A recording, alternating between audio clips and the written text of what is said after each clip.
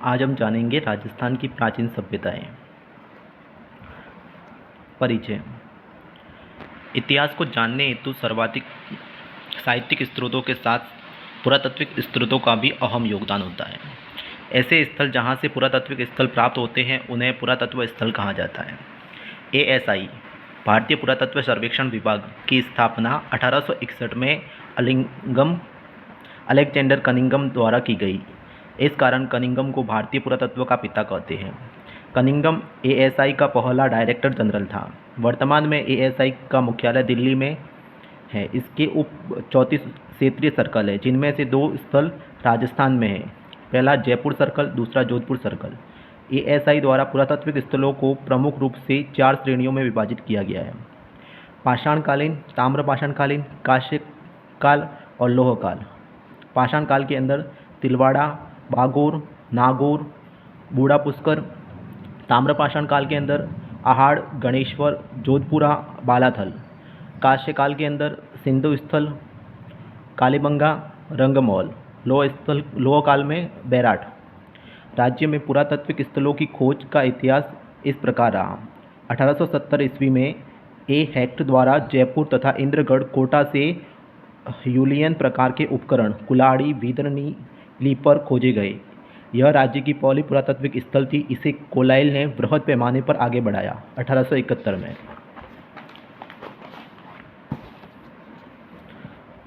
आगे 1908 में स्टैनकोर्ट ने झालावाड़ में पुरातात्विक स्रोत की खोज की। ASI द्वारा 1954 में गंभीरी व बेड़ज नदियों के किनारे कई पुरातात्विक स्थल खोजे। 1959 में डेक्कन कॉलेज पुणे के प्रोफेसर VN मिश्र द्वारा विश्व के पैमाने पर पुरातात्विक स्थल खोजे गए। राज्य सरकार ने पुरातात्विक संग्रहालय विभाग RC अग्रवाल, रतनचंद्र अग्रवाल के नेतृत्व में कई स्थल खोजे गए। B ओल्पिन द्वारा जालोर क्षेत्र में पुरातात्विक स्थल खोजे गए। ओल्पिन, गाउडी, T हेगड़ी द्वारा बूढ़ा पुष्कर व जैसलमेर में कई पुरातात्विक स्थल खोजे गए। अहाड़ सभ्यता। अब हम देखेंगे अहाड़ सभ्यता के बारे में। परिचय। अवस्थिति। राजनीतिक रूप से दक्षिण राजस्थान अर्थात उदयपुर में अहाड़ नदी के किनारे अहाड़ नदी के किनारे से लेकर के बनास नदी तक विभिन्न पुरातात्विक स्थल अहाड़, भगवानपुर, गिलूण, बालाथल, ओजियाना खोजे गए, जिन्हें अहाड़ बनास संस्कृति नाम दिया गया। बेड़ज नदी का प्रवाह भी इसी क्षेत्र में है। दूसरा है खोज व उत्खनन। खोज। सर्वप्रथम वर्ष 1953 में अक्षय कीर्ति व्यास AK व्यास द्वारा अहाड़ सभ्यता की खोज की गई अथवा सभ्यता होने की कल्पना की गई। उत्खनन वर्ष 1956 में रत्नचंद्र अग्रवाल RC के नेतृत्व में इस सभ्यता का उत्खनन कार्य आरंभ किया गया। तत्पश्चात 1961-72 में मध्य HD सांकलिया VN मिश्र ने मेलबर्न विश्वविद्यालय के सहयोग से अहाड़ सभ्यता के 8 स्तरों की खुदाई की गई। उक्त पुरातत्वविदों द्वारा अघाटपुर क्षेत्र में धुलीकोट स्थल पर सर्वप्रथम खुदाई की गई। इन क्षेत्रों में बड़े पैमाने पर ताम्र उपकरण प्राप्त हुए, इस कारण इसे ताम्रवती ताम्रनगरी के नाम दिया गया। अहाड़ सभ्यता से प्राप्त साक्ष्य। अहाड़ से प्राप्त साक्ष्यों को निम्न 2 कालों में बांटा जाता है। हड़प्पाकालीन साक्ष्य। हड़प्पा सभ्यता की भांति अहाड़ संस्कृति से भी बैलों की मृण मूर्तियाँ प्राप्त हुई है। बनास के किनारे एक वृषभ की मिट्टी की मूर्ति प्राप्त हुई, इससे बनासियन बोल नाम दिया गया। हड़प्पा सभ्यता की भांति अहाड़ से भी काले व लाल रंग के मृदभांड प्राप्त हुए। यद्यपि हड़प्पाकालीन मृदभांड चित्रित थे, वही अहाड़ से प्राप्त मृदभांडों पर उस प्रकार के चित्र बने हुए नहीं थे, यानी अचित्रित मृदभांड थे। हड़प्पा की भांति अहाड़ में भी पाषाण हड्डियों के उपकरणों जैसे सिलपट्टे, आटा चक्की, मणके, मोहरे आदि प्राप्त हुई है। ताम्रकालीन सभ्यताएं। यहाँ से कई प्रकार की तांबा पिघलाने की भट्टियाँ प्राप्त हुई है। इनके निकट कई ताम्र उपकरण प्राप्त हुए। तांबे की बैलगाड़ी, तांबे की कुल्हाड़ी, तांबे के खिलौने, तांबे का दीपक, तांबे की चूड़ियाँ आदि। आगे देखेंगे। यह एक ग्रामीण सभ्यता थी। यहाँ पर कृषि व पशुपालन मुख्य रूप से होता था। चावल इसकी मुख्य फसल थी। साथ ही साथ गेहूँ, जौ, बाजरा उत्पादन भी होता था। यहाँ के नागरिकों द्वारा इस अनाज को संग्रहित करने हेतु विशाल भंडार बनाए जाते थे, जिन्हें स्थानीय भाषा में गोरे व कोठे कहा जाता था। अहाड़ के लोग पशुपालन में भी बड़े पैमाने पर करते थे। चित्तौड़गढ़ के निकट मम्मी नामक स्थान पर पशुओं के बाड़े प्राप्त हुए। आहड़ से कई घरों के प्रमाण होने भी प्राप्त होते हैं जिनकी निम्न विशेषता है। घरों के सौंदर्यीकरण पर बल दिया जाता था। घरों की नींवों में पत्थरों का प्रयोग किया गया था। घरों की दीवारों में ईंटों का प्रयोग किया गया था। यहाँ ईंटें मिट्टी व क्वार्ट्ज के गोरे से बनी होती थी। इस एक कमरे का भवन मिला है जिसके प्रत्येक कमरे में चूल्हा बना तथा घर की छत बांस की बनी होती है। आहड़ के लोग अधिकांश रूप से आंतरिक व्यापार करते थे, परंतु कुछ विदेशी व्यापार के प्रमाण भी प्राप्त हुए हैं। जैसे 6 मुद्राएं प्राप्त हुई है जिनके एक तरफ त्रिशूल तथा दूसरी तरफ यूनानी देवता अपोलो का चित्र है। आहड़ में 3 ऐसी मोहरें प्राप्त हुई है जिन पर यूनानी लेख लिखा हुआ है। यह लेख इस प्रकार है: वहीति भाविश, दूसरा पालविश और तीसरा है तातिमोतोमस। आहड़ सभ्यता को मृतकों का टीला कहा जाता है। आहड़ सभ्यता के लोग तांबा, लोहा, टीन आदि के परिचित थे, लेकिन चांदी से वे अपरिचित थे, यानी परिचित नहीं थे। गणेश्वर सभ्यता, इसके बारे में परिचय। अवस्थिति: नीम का थाना जिला पूर्व में सीकर जिला था में कांतली नदी के किनारे गणेश्वर स्थित है। इस सभ्यता का विस्तार जयपुर के कोटपुतली से सावी नदी के किनारे स्थित है, जिसे जोधपुरा संस्कृति माना जाता है। इस कारण इसे जोधपुरा गणेश्वर संस्कृति कहा जाता है। खोज व उत्खनन: वर्ष 1972 में आर.सी. अग्रवाल द्वारा इसकी खोज की गई।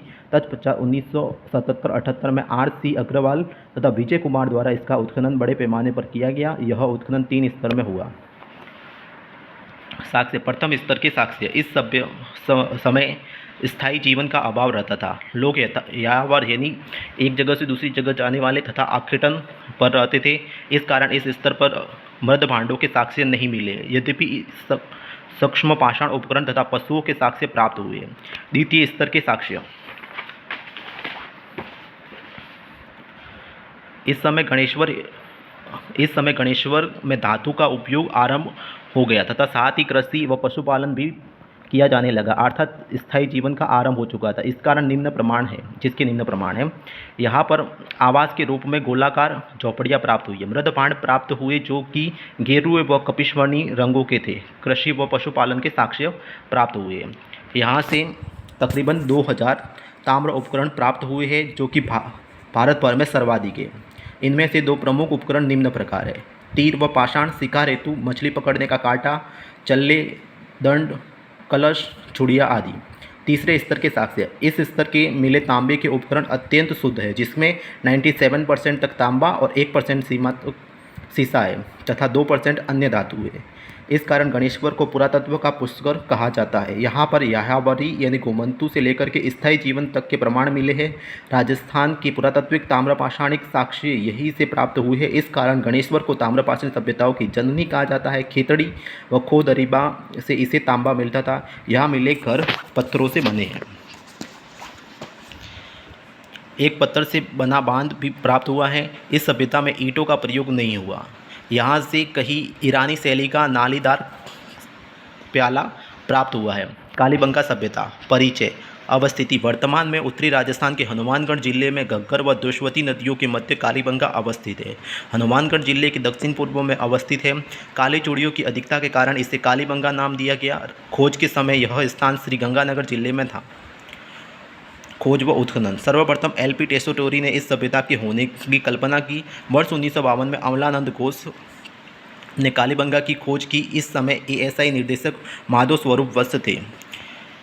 स्वतंत्र भारत के सिंधु सभ्यता का खोजा गया। यह द्वितीय क्षेत्र था, जबकि पहला रोपड़ था। 1961-69 के मध्य भी लाल भी की थापर, जगपति जोशी, एम.डी. खर्रे के नेतृत्व में 9 स्रोतों में खुदाई चली, जिस दौरान 5 स्तरों की खुदाई की गई, जिसके फलस्वरूप बहुतायत में साक्ष्य प्राप्त हुए जो कि प्राक हड़प्पा सभ्यता तथा विकसित हड़प्पा सभ्यता से संबंधित है। प्राक हड़प्पा सभ्यता और विकसित हड़प्पा सभ्यता 2 सभ्यता में बांटा गया। इतनी मात्रा में साक्ष्य मिले जाने के कारण डॉक्टर दशरथ शर्मा ने कालीबंगा को हड़प्पा सभ्यता की तीसरी राजधानी माना।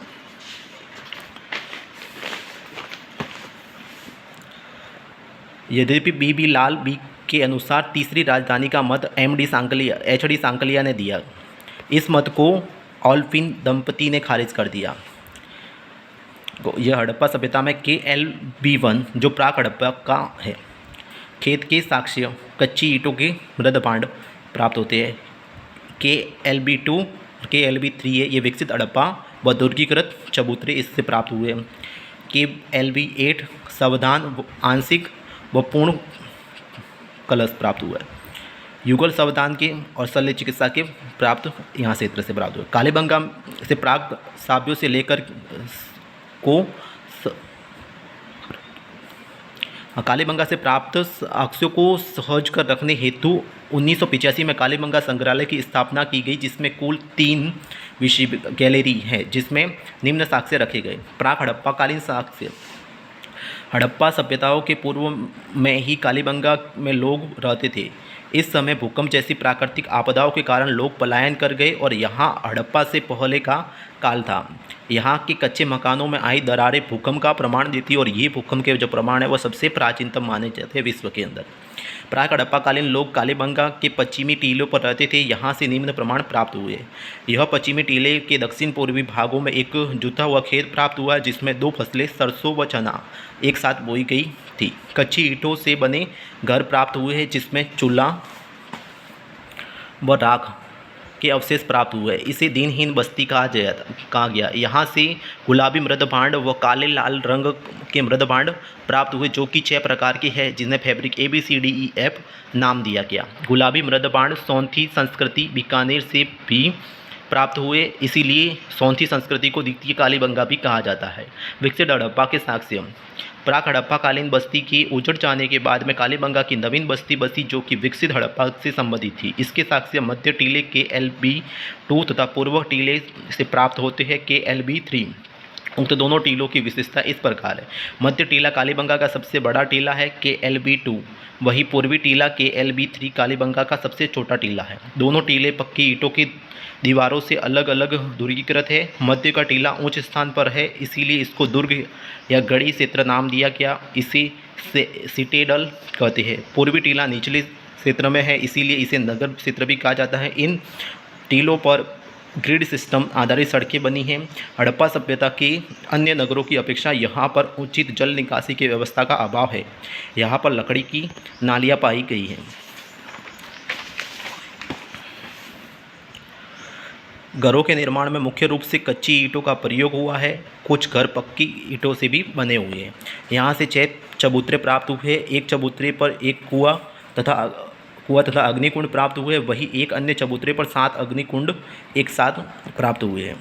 इस प्रकार कुल 8 अग्निकुंड प्राप्त हुए, जो कि बलि प्रथा के संकेत है। KLB2 से प्राप्त हुए। ये चबूतरे मध्य टीले के दक्षिणी भाग से प्राप्त होते हैं, जिसका निर्माण कच्ची ईंटों से हुआ है। यहाँ से बेलनाकार मोहरें भी प्राप्त हुई है, जो कि हड़प्पा लिपि की जानकारी देती है। यहाँ से कई मृद मूर्तियाँ भी प्राप्त हुई है, जैसे ऊँट की कुबड़ वाला बैल, बारहसिंह, हिरण, भैंस, सूअर, गधा आदि। घोड़े से परिचित नहीं थे। यहाँ से स्वास्तिक चिन्ह प्राप्त हुआ है। अलंकृत ईंटों से बनी छत, पक्की ईंटों से निर्मित त्रिभुजाकार केक, किया पत्थर व तांबे की मनकी, चूड़ियाँ व बैलगाड़ी के पहिए, तांबे का माला आदि प्राप्त हुई है। कनेड़ी महोदय के अनुसार यह बस्ती का पतन मलेरिया जैसी महामारी के कारण हुआ। वही दशरथ शर्मा के अनुसार इसका पतन बाढ़ से हुआ। अमलानंद घोष के अनुसार लंबे समय तक सूखा पड़ने के कारण नदियाँ सूख गई व लोग पलायन कर गए। प्राक विकसित हड़प्पा की संयुक्त साक्ष्य कालीबंगा के दक्षिण पूर्व में स्थित एक टीले KLB8 से प्राप्त होते हैं। इस टीले के सावधान तथा अंत्येष्टि के प्रमाण प्राप्त होते हैं, जो इस प्रकार है। यहाँ से 2 आयताकार व एक वृत्ताकार गर्त प्राप्त हुए। इन गर्तों से 3 प्रकार की सावधान प्रणालियाँ प्राप्त हुई है। आंशिक सावधान, घट कलश सावधान, पूर्ण सावधान। यहाँ से एक अंडाकार कब्र भी प्राप्त हुई है। यहाँ पर एक बच्चे की खोपड़ी प्राप्त हुई है, जिसमें 6 छेद है, अतः सर्जरी व शल्य चिकित्सा के प्रमाण प्राप्त होते हैं। यहाँ पर एक युगल सावधान साक्ष्य भी प्राप्त हुआ है, जो सती प्रथा का घोतक है। नॉट ASI निर्देशक 1953 से 68 में अमलानंद घोष, 1968 से 72 के अंदर BB लाल, बैराट, विराटनगर। परिचय अवस्थिति। कोटपुतली बहरो टीले में पूर्व में जयपुर, बाणगंगा नदी क्षेत्र में बैराट, विराटनगर पुरातात्विक केंद्र अवस्थित है। खोज व उत्खनन। 1837 ईस्वी में कैप्टन बट ने बैराट में सर्वप्रथम भाभरू का लेख खोजा। यह बीच की पहाड़ियों में स्थित है। वर्तमान में यह अशोक का सबसे लंबा व लघु शिलालेख है। इसमें अशोक बौद्ध धर्म का त्रिरत्न बुद्ध, धम्म और संघ के प्रति अपनी श्रद्धा व्यक्त करता है।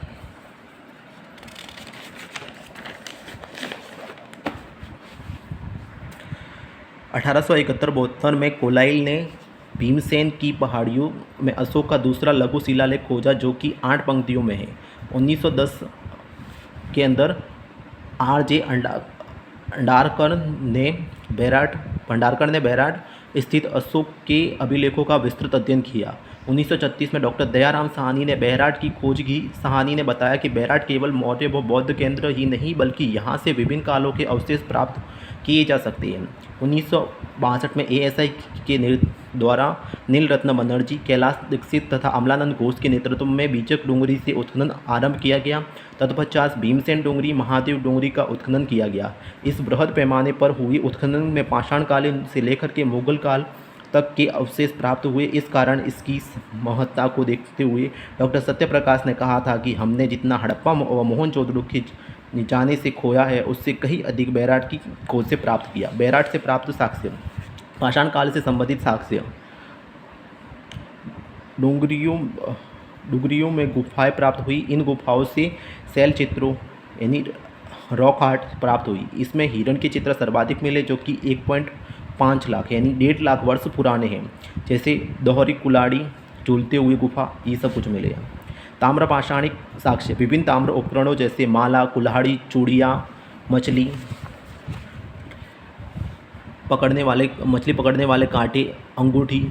यहाँ के तांबे की आपूर्ति खेतड़ी व सुनहरी सभ्यताओं से होती थी। तांबे की अधिकता के कारण अकबर ने यहाँ टकसाल बनाई थी। सैंधवकालीन साक्ष्य, सिंधुकालीन साक्ष्य क्या क्या है? सिंधु सभ्यता की भांति यहाँ से लाल व काले रंग के चित्रित मृदबाण प्राप्त हुए हैं। सिंधु सभ्यता के प्रमाणों में लाई गई ईंटों तथा बैराट में प्रमुख प्रयुक्त हुई ईंटों का आकार समान है। वैदिक सभ्यता, ऋग्वैदिक और उत्तर वैदिक।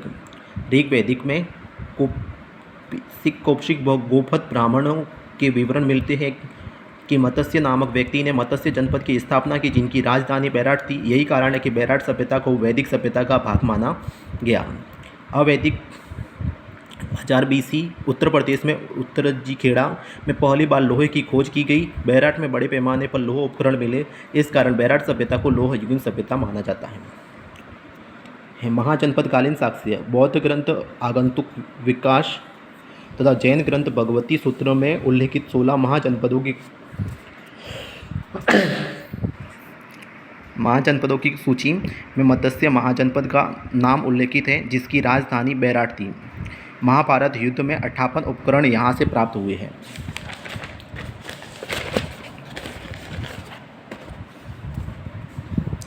साथ ही पांडवों द्वारा यहाँ पर अज्ञातवास गुजारने का प्रमाण प्राप्त होता है। भारत की प्राचीनतम मुद्रा आहार्त पंचमार्क मुद्राएं जो कि महाजनपद काल से प्रयुक्त हुई थी। बैराट में कई अगाध मुद्राएं प्राप्त हुई है। बैराट में एक बुना हुआ वस्त्र प्राप्त हुआ है। इस आधार पर यह कहा जा सकता है कि यहाँ के लोग वस्त्र बुनाई तकनीकी से परिचित थे। बालातल के लोग भी वस्त्र बुनाई से परिचित थे। मौर्यकालीन साक्ष्य, यहाँ से अशोक के 2 अभिलेख प्राप्त हुए। अशोक ने यहाँ पर कई स्तूप बनाए जिनके निकट कई बौद्ध विहार चैत्य अवस्थित हैं। इन स्तूपों के भीतर स्वर्ण मुद्राएं मंजूषाएँ प्राप्त हुई है जिसमें महात्मा बुद्ध अनुयायी भिक्षुओं के अवशेष मिले हैं। दयाराम साहनी ने यहाँ पर बौद्ध धर्म से संबंधित एक गोल मंदिर की खोज की जिसके निकट कई अन्य अवशेष प्राप्त हुए जैसे आयताकार बौद्ध मौर्यकालीन मुद्राएं, अशोक स्तंभ के टुकड़े, एक सती का शिलालेख प्राप्त हुआ है जिस पर विक्रम संवत 1743 तिथि का उल्लेख है। पार्श्वनाथ जैन का मंदिर संबंधित उल्लेख किया गया है। ब्राह्मणकालीन साक्ष्य, पुरातात्विक शुंग के ब्राह्मण पतंजलि ने अपने ग्रंथ महाभारत में लिखा है कि जब वे यज्ञ कर रहा था तो उस समय मध्यमिका व विराटनगर यवन पर आक्रमण हुआ था। यहाँ से कुल 36 मुद्राएं प्राप्त हुई जिसमें से 8 मुद्राएं पंचमार्क आहात प्रकार की है। वही 28 मुद्राएं इंडो ग्रीक अथवा भवन शासकों के चित्र युक्त है। गुप्तकालीन साक्ष्य, यह गुप्तकालीन व्यापारिक नगर था। बीचक की पहाड़ी से एक गुप्तकालीन लेख प्राप्त हुआ है जो कि शंख लिपि में लिखा हुआ है। गुप्तकालीन इसी लिपि को आज तक पढ़ा नहीं गया। वर्धन वंश के साक्ष्य, हर्षवर्धन के समय चीनी यात्री हेनसोंग ने बैराट की यात्रा की थी। उसने अपनी पुस्तक सी यू की में मैंने यहाँ पर 8 बौद्ध विदर देखे से संपूर्ण नगर नष्ट हो चुका था। दयाराम साहनी, दशरथ शर्मा, गोपीनाथ शर्मा के अनुसार पूर्ण शासक महिर कुल के आक्रमण ने बैराट को नष्ट कर दिया था। मानसिंह ने यहाँ पर मुगल दरवाज़ा बनवाया था। 8वीं से 18वीं शताब्दी तक यह मध्य राजवंश राजपूतों की उत्पत्ति। गुर्जर प्रतिहार, अजमेर के चौहान। परिचय। वर्धन वंश की समाप्ति के बाद 650 ईस्वी में नगर केंद्रित शक्ति कमज़ोर हो गई। इस कारण परिणाम स्वरूप भारत के विभिन्न भागों में नवीन राज्यों का उदय हुआ। इन राज्यों पर पुनः स्थानीय राजपूतों का शासन रहा, जो कि राज्य 12वीं शताब्दी तक अस्तित्व में रहा।